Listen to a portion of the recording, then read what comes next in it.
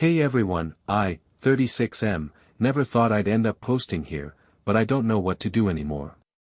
My wife, Claire, 34F, and I have been together for 10 years, married for 7.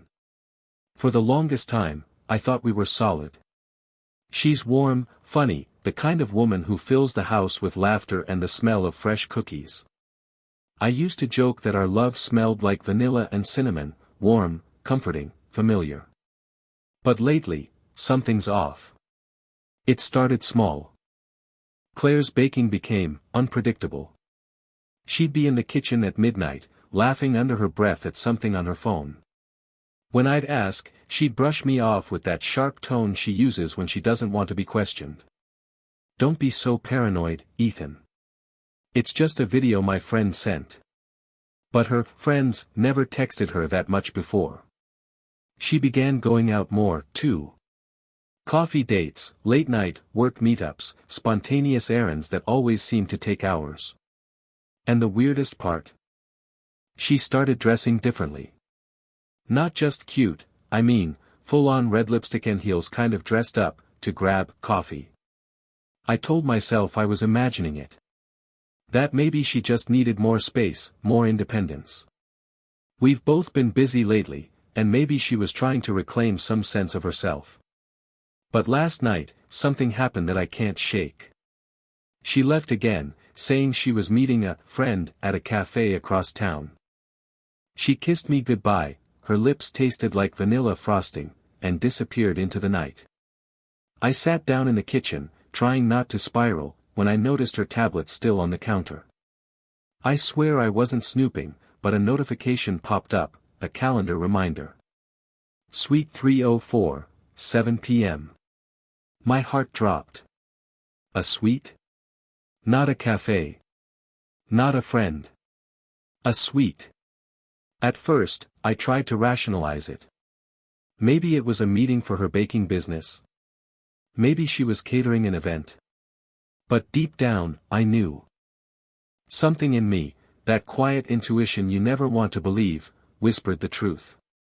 I grabbed my keys, got in the car, and drove downtown. I don't even remember the drive. Just the pounding in my chest and the prayer that I'd be wrong. When I got there, I parked near the old boutique hotel, the one we used to visit on anniversaries. Through the frosted window of the small restaurant, I saw her. Claire. In a red dress I'd never seen before. She was leaning across a candlelit table, laughing, his hand resting on hers. And the worst part? I knew that man. I froze. The city lights blurred behind the glass, but I could still make out his face. It was Ryan. My old coworker. The guy she swore she never liked. Back when we all used to hang out after work, I noticed how Ryan always made her laugh a little too much. She'd roll her eyes and call him harmless. I never pushed it, I trusted her. I believed her every time she'd say, "Ethan, don't be ridiculous. He's like a brother." A brother. Right.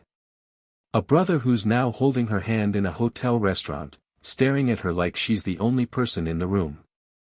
I just sat there in my car, gripping the steering wheel so hard my knuckles turned white. My stomach twisted, but my brain kept fighting the truth. Maybe it's a coincidence. Maybe it's business.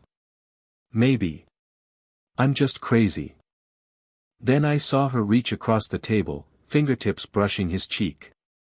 That soft, affectionate gesture I used to get when she thought no one was watching. That's when it hit me like a punch, this wasn't innocent. I don't know how long I sat there, watching them. I hated myself for not storming in, for just sitting and letting my world fall apart one laugh at a time. But I couldn't move. Because once I did, I'd have to admit it was real. When I finally got home, I felt hollow. I didn't even know what to say, what to do. I poured myself a drink and waited. At 10:15, I heard her keys in the door. The scent of vanilla followed her, that same sweet smell that used to comfort me, now turned sour. She smiled, kicked off her heels, and said, "You're still up," like nothing happened. Yeah, I said quietly. How was coffee with your friend? She didn't even flinch. Oh, good. We lost track of time, you know how girls are. I watched her pour herself a glass of wine, humming, checking her phone like she didn't just shatter my trust into 1,000 pieces. I couldn't call her out, not yet. I needed proof, not just pain. So I swallowed the bitterness, raised my glass, and clinked it against hers. Glad you had a good time, I said. She smiled. Always do. Always do. Those 2 words burned in my chest. That night, I couldn't sleep. Every sound felt sharp, every movement suspicious. When she turned over and rested her hand on my chest like she always did, I wanted to cry. Because all I could think about was her hand on his. So I made a decision, I'd find out everything. I'd stop guessing, stop giving her the benefit of the doubt.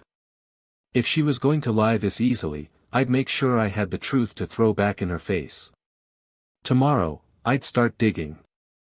The next morning, Claire was already in the kitchen when I woke up, humming, smiling, flipping pancakes like she hadn't just spent last night holding another man's hand. The smell of vanilla filled the air, and for the first time, it made me sick.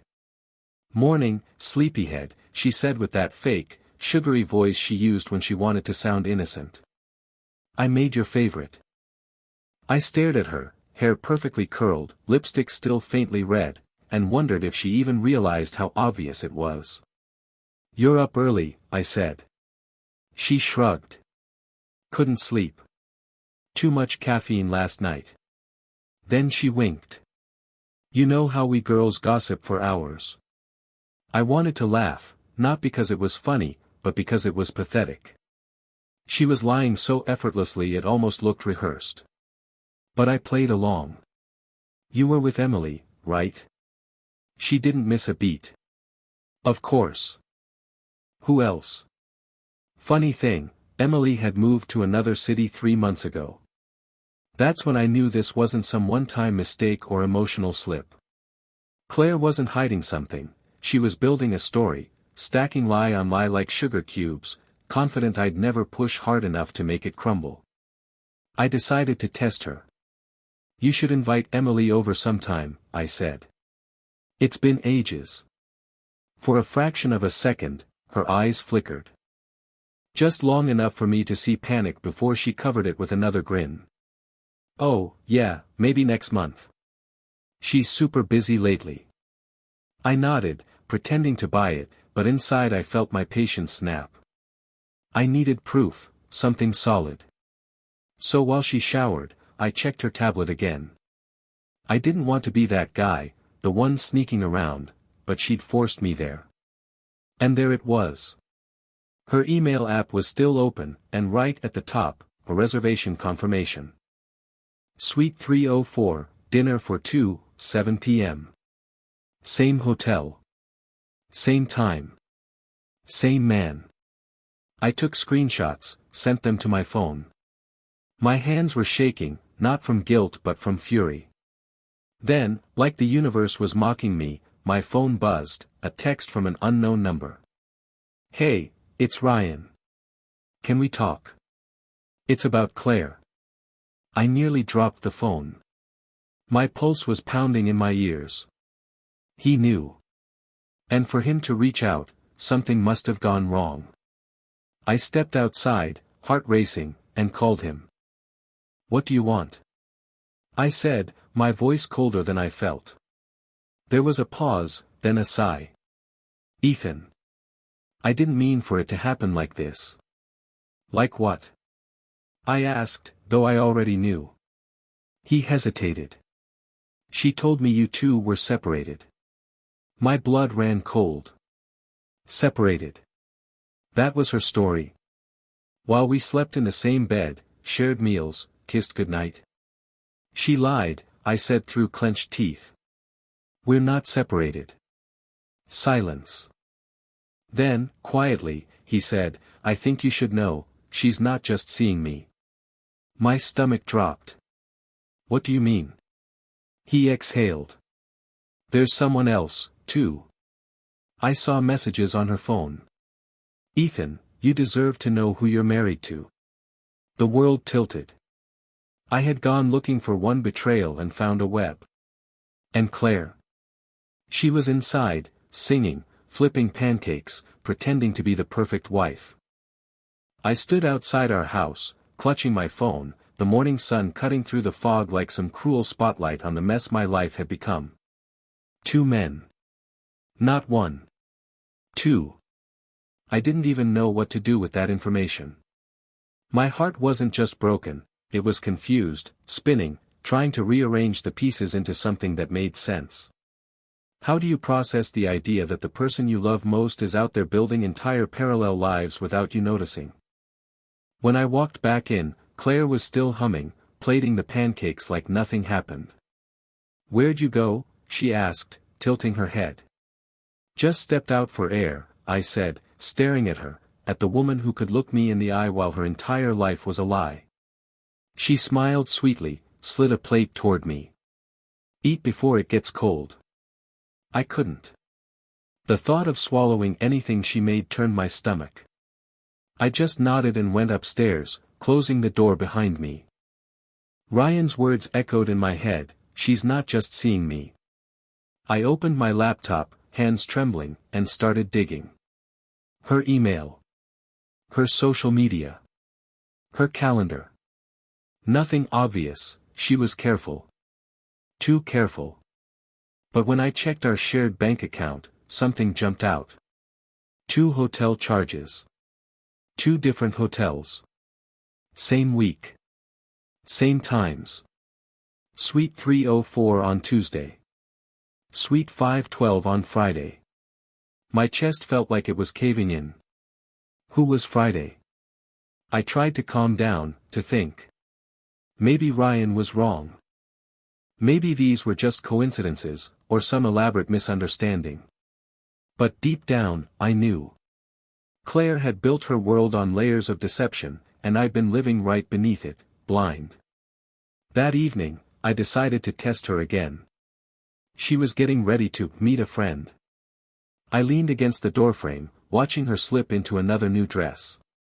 "You're going out again?"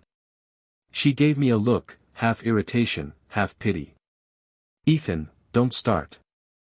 I told you, I'm helping Jenna with her engagement party." "Jenna," I repeated. "Didn't she move to Denver last year?" She froze mid-step. Just for a second. Then she spun around with a laugh, that fake, airy one that always meant I've been caught, but I'll charm my way out. "Oh my God, you're mixing them up. Jessica, not Jenna. You really should keep up with my friends." I nodded slowly. "Right. Jessica. Got it." She grabbed her purse, kissed my cheek, and left, leaving behind a faint trail of vanilla perfume and lies. 5 minutes later, I got in my car and followed. I felt sick doing it. I never wanted to be that guy, the one tailing his wife like some desperate private eye. But when someone rewrites reality right in front of you, you stop caring about pride. You just want the truth. She didn't drive toward any friend's house. She didn't even leave town. She pulled into the same downtown street. Same boutique hotel. Only this time, she didn't go inside.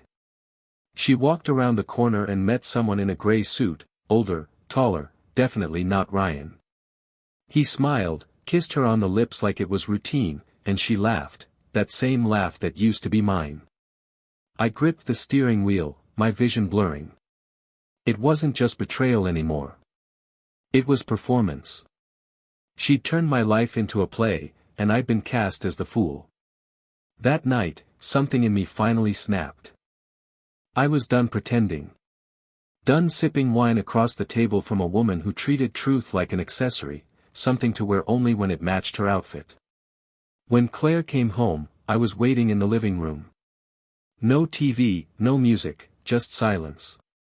She walked in, froze for half a second, then smiled like she'd walked into a surprise party.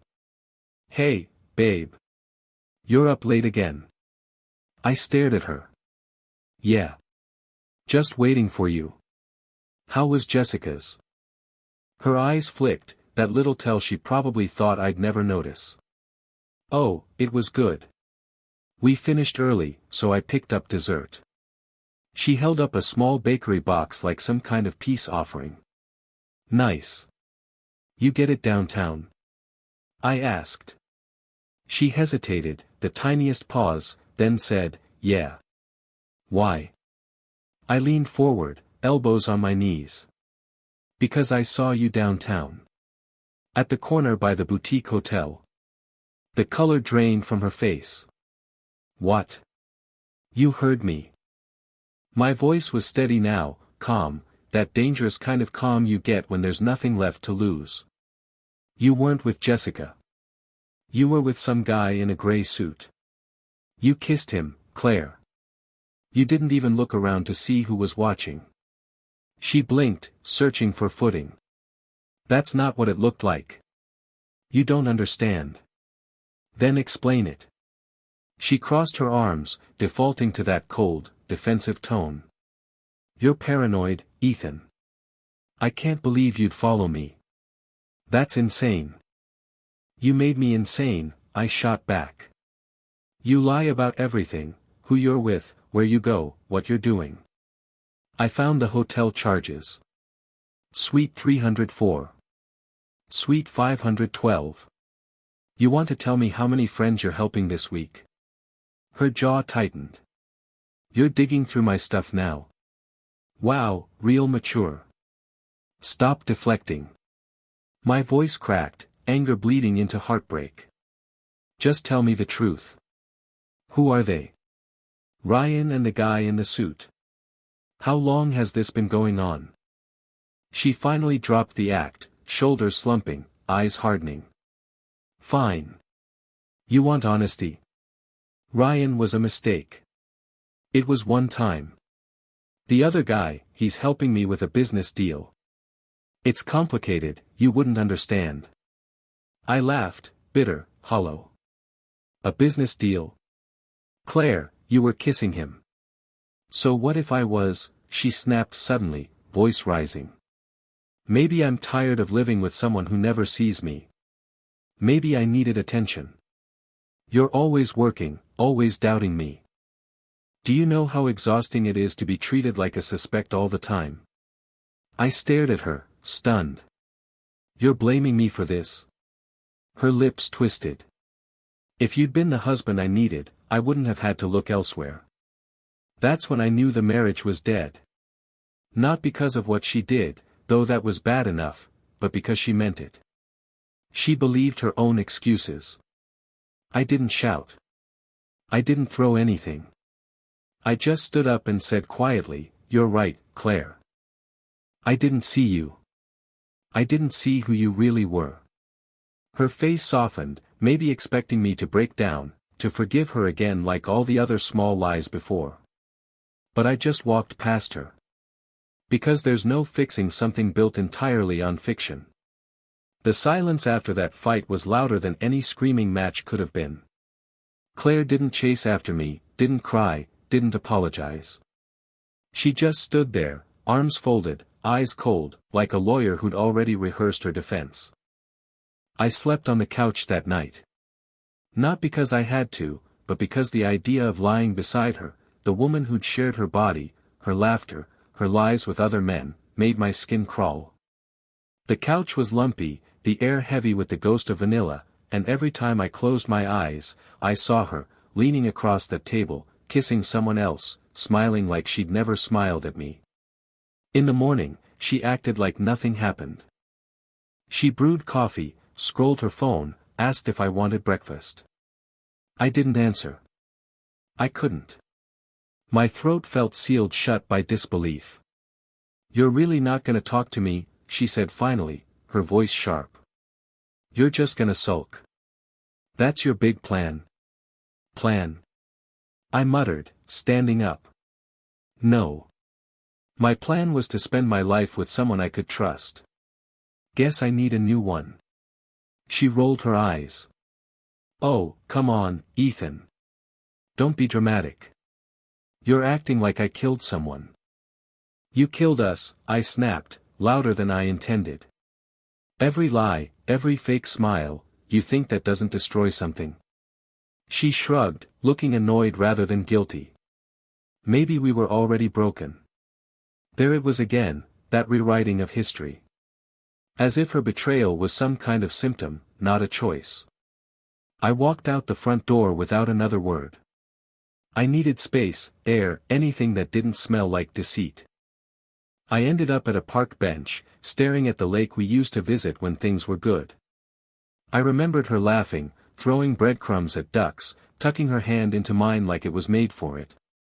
I'd built my world around that woman, and she'd been building escape routes.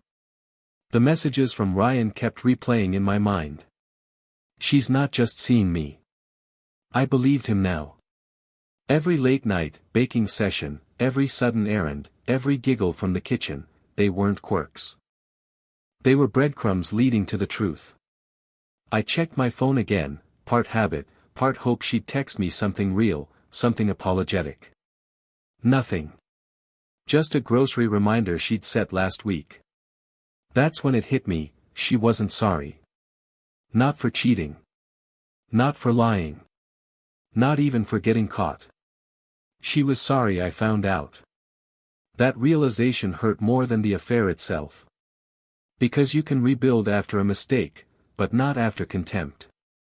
When I finally got home that evening, she was packing a small bag. "What are you doing?" I asked. She didn't even look up. "Going to stay at my sister's." "You need time to cool off." "Cool off?" I laughed bitterly. "I'm not angry, Claire. I'm just done." She zipped her bag, straightened, and said flatly, "We'll talk when you're ready to be reasonable." Then she walked out, closing the door behind her like she was leaving for a spa weekend. I stood there in the quiet, surrounded by the echoes of everything we used to be, the smell of cinnamon, the framed photos, the fading warmth. And for the first time, the house didn't feel like home. It felt like a crime scene. The first few days after she left were a blur. The house was too quiet, the bed too big, and every corner felt haunted by her, the perfume on the curtains, the lipstick-stained mug by the sink, the half-finished loaf of banana bread on the counter. It wasn't peace. It was aftermath. I thought space would bring clarity, but all it did was leave room for memories, and questions. How long had it been going on? How many nights had I kissed her, oblivious to the taste of someone else still on her lips? Was there ever a day she was truly mine? On the third day, I started cleaning, not just to pass time, but because I couldn't stand living in a museum of lies. I boxed up her baking supplies, her endless collection of aprons, even the framed photo from our first anniversary. I wasn't angry anymore. Just tired. That's when I found it, tucked behind a cookbook on the top shelf, a small leather-bound notebook.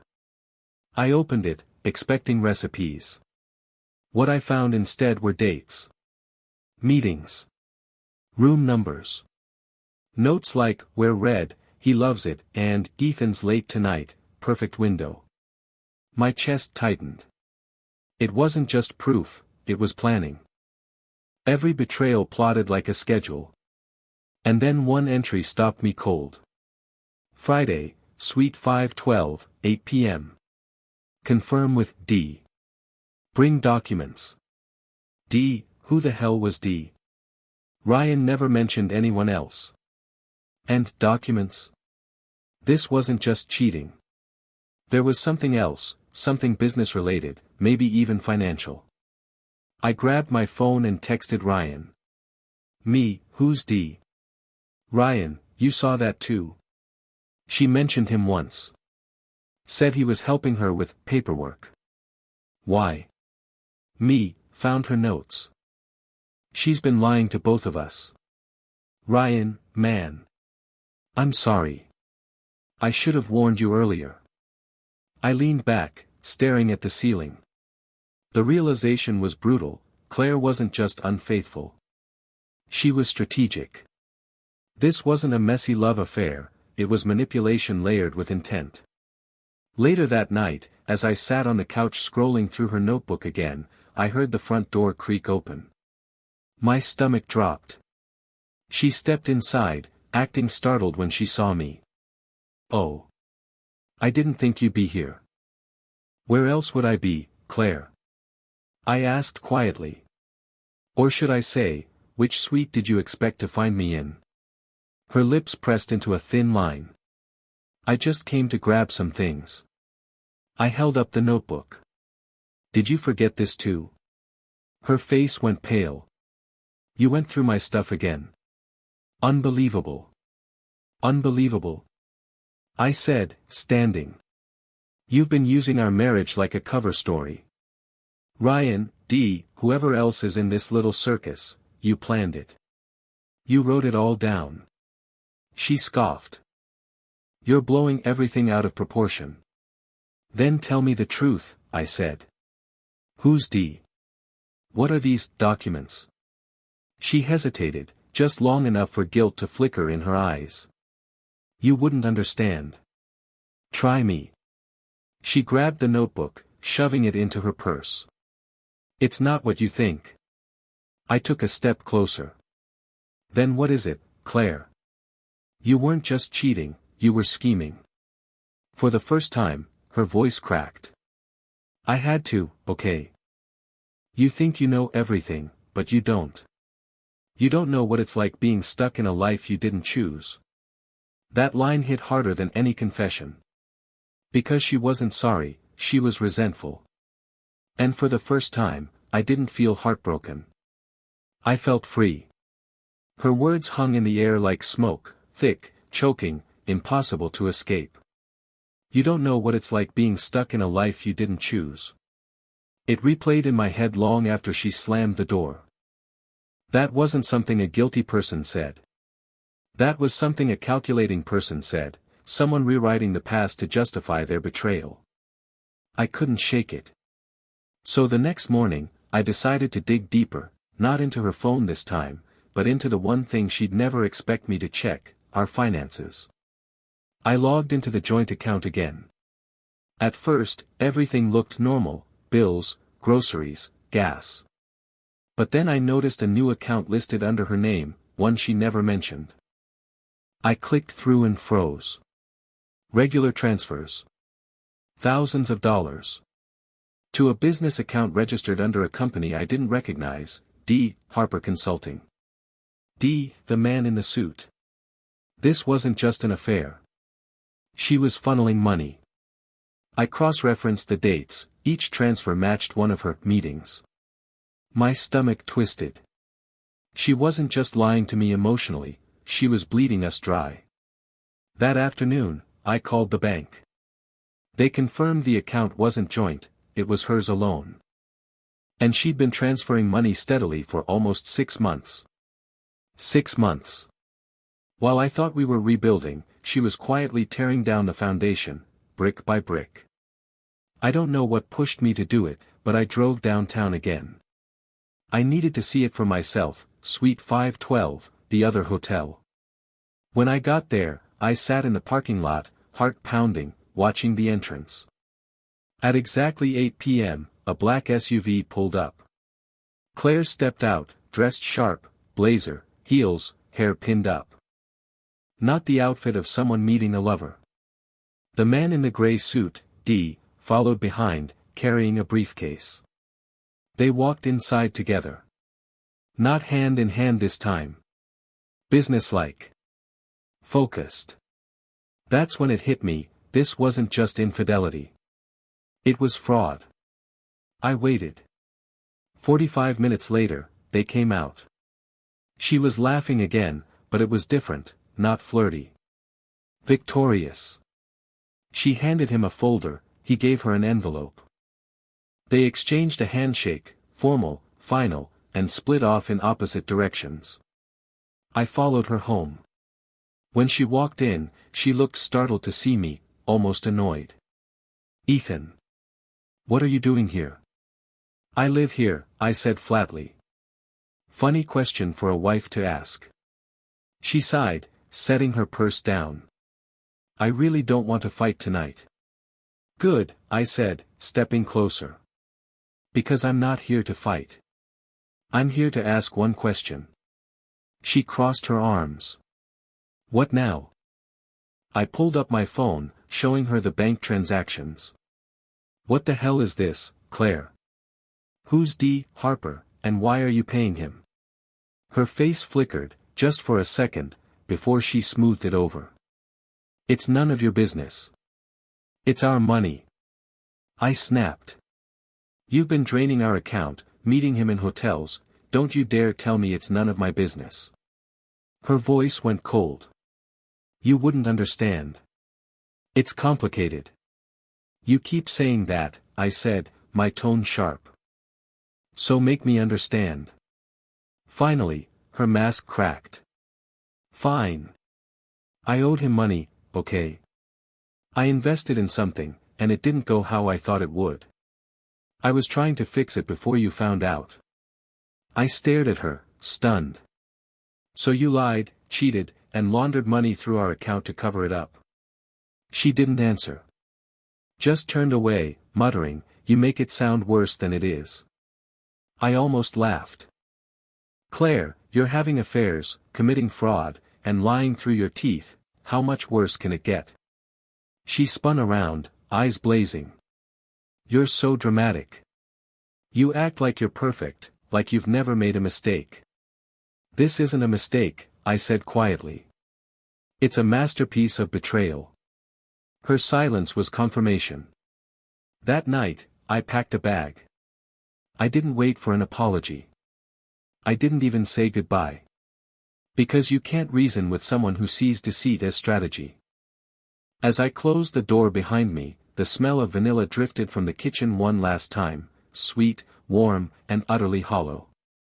I didn't sleep that night. Not in the apartment I rented, not anywhere. My head spun with everything I'd learned, the affairs, the lies, the secret payments, the smug indifference when I confronted her. It was like discovering the person you loved most had been replaced by a stranger wearing her face.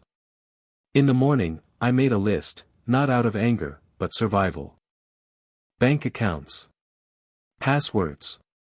Mortgage details. I needed to untangle myself from every web she'd spun. Claire had built a life where deceit was currency, and I wasn't going to be her collateral damage anymore. I called the bank first.